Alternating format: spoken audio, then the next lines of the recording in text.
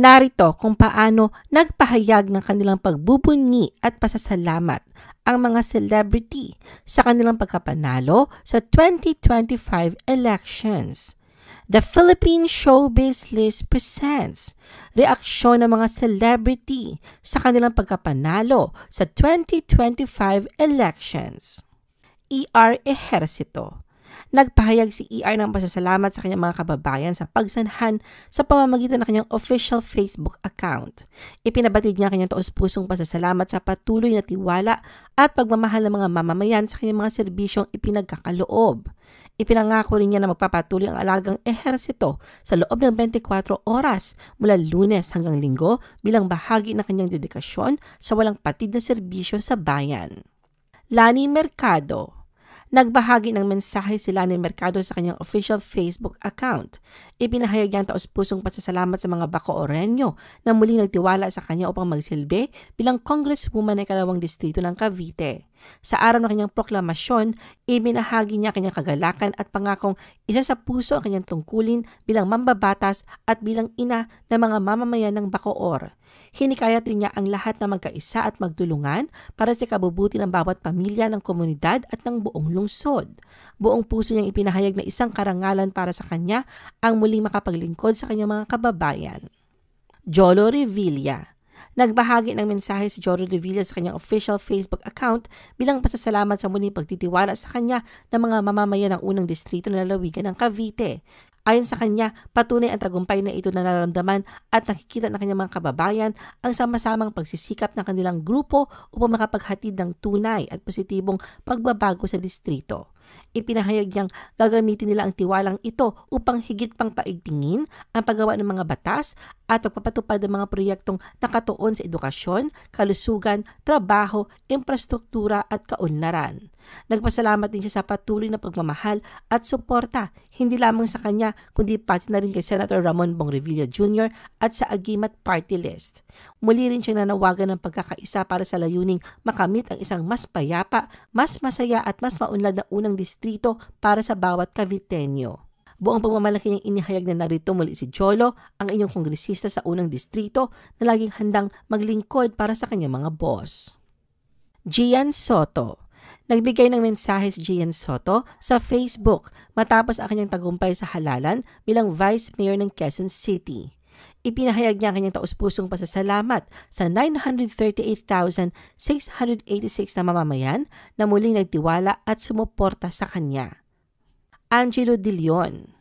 Sa kanyang Facebook page, ipinaabot ni Angelo ang taus-pusong pasasalamat sa mga Pasigueño para sa panibagong pagkakataong makapaglingkod at masayang binanggit na kanyang pagbabalik sa serbisyo bilang bahagi ng Round 2 sa District 2. Mikey Morada.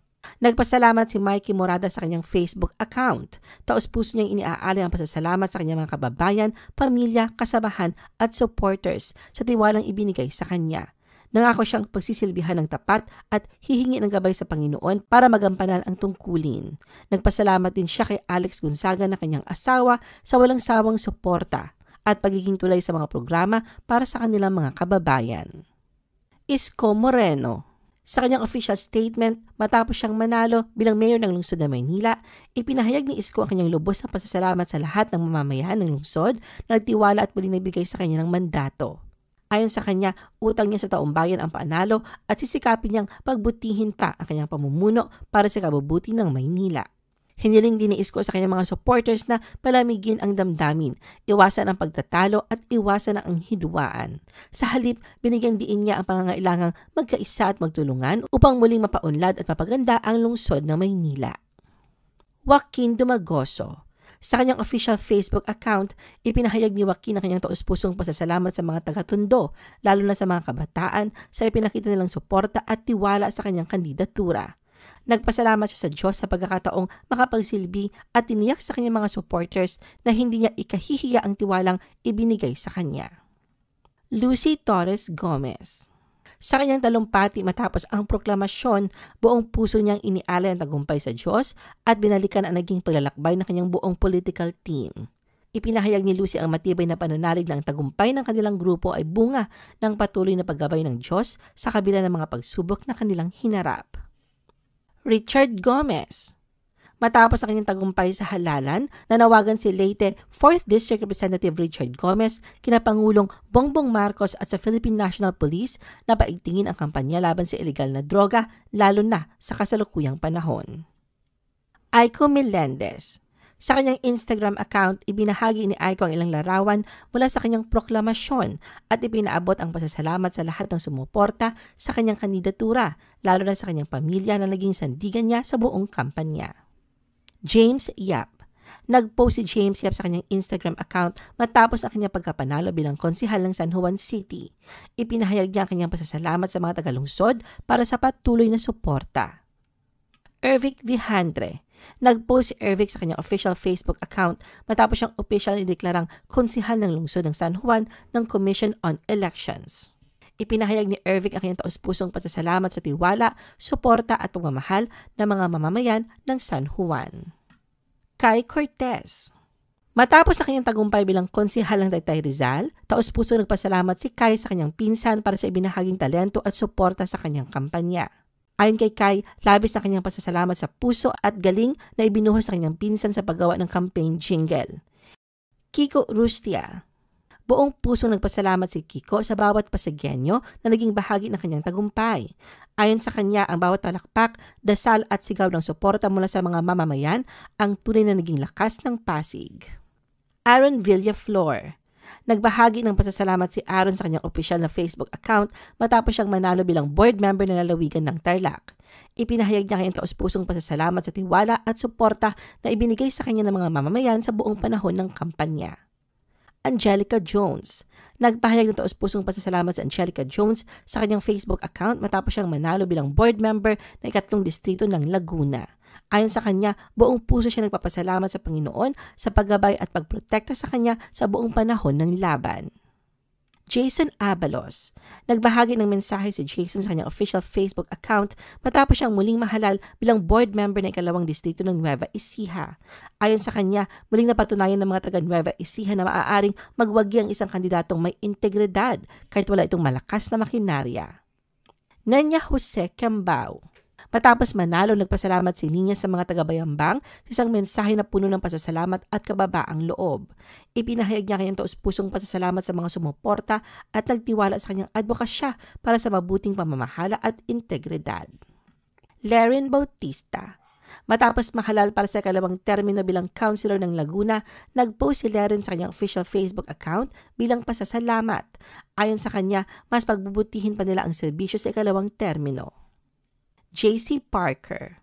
Matapos mahalal bilang konsihal ng Angeles City, nagpasalamat si JC Parker sa pamamagitan ng isang post sa kanyang official Facebook account. Buong puso siya nagpasalamat sa patuloy na suporta at pagmamahal ng mga mamamayan, lalo na sa kanilang pamilyang Aguas. Franz Pumaren. Nag-post si Congressman Franz Pumaren sa kanyang Facebook account matapos siyang mahalal muli bilang kinatawan ng District 3 ng Quezon City. Ayon sa kanya, hindi natinag ng fake news at paninira ang solidong suporta ng kanyang mga kababayan para sa serbisyong #FirstPriority. Maricel Morales. Nagpasalamat si Maricel na nahalal bilang konsihal ng Angeles City sa lahat ng sumuporta sa kanyang kandidatura. Ayon sa kanya, taos-puso ang kanyang pasasalamat sa mga nagniwala, tumulong at naging bahagi ng kanilang laban, lalo na sa mga volunteers, kaibigan, pamilya at mga taong walang sawang nagtiwala sa kanya. Ina Alegre. Nagbigay ng taos-pusong pasasalamat si Ina, ang bagong halal na mayor ng Pola Oriental, Mindoro. Ayon sa kanya, labis ang kanyang pasasalamat sa tiwala at suporta ng mga mamamayan. Jeric Teng. Nagpahayag ng taos-pusong pasasalamat si Jeric matapos siyang mahalal bilang konsihal ng Gumaca, Quezon. Ayon sa kanya, lubos siya nagpapasalamat sa tiwalang ibinigay sa kanya ng kanyang mga minamahal na kababayan at tiniyak niyang hindi niya sasayangin ang pagmamahal at suporta ng mga ito. Tuti Karingal. Nagpahayag ng malaking kasiyahan si Tuti matapos siyang muling mahalal bilang board member ng 2nd distrito ng Cabuyao, Laguna sa kanyang 5 sunod-sunod na termino. Ayon sa kanya, labis na kanyang pasasalamat nilang suporta ng mga tao mula pa sa simula ay walang katumbas na halaga. Ano ang masasabi mo sa video na ito? Mag-like o mag-react at huwag mahiyang mag-comment. For our YouTube viewers, huwag kalimutan mag-subscribe at i-hit ang notification button. At para sa aming Facebook viewers, mag-like at follow sa aming Facebook page para updated ka sa mga showbiz chika. Thanks for watching!